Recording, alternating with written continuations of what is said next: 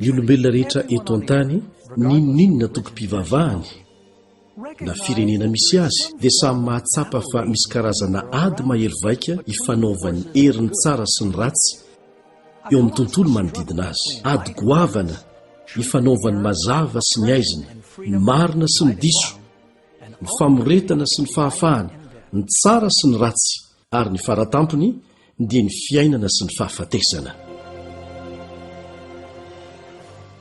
Inona reny tantara miafina ao ambadika izany to fifanoherana mivandravandra izany e?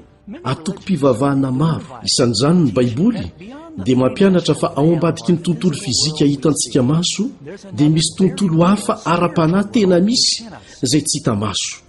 Ao anatin'izany tontolo tsy hita maso izay manodidina antsika mandrakariva izany dia misy ady goavana ifanaovan'ilay mahery fo ambony indrindra sy mendrika amin'ilay faratampony amin'ny ratsy fanahy.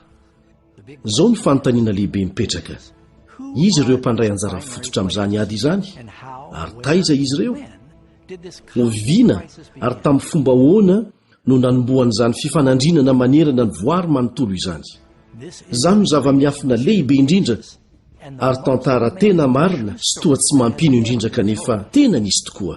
Mahakasika ny olona rehetra eto an-tany io fifanandrinana io ankehitriny.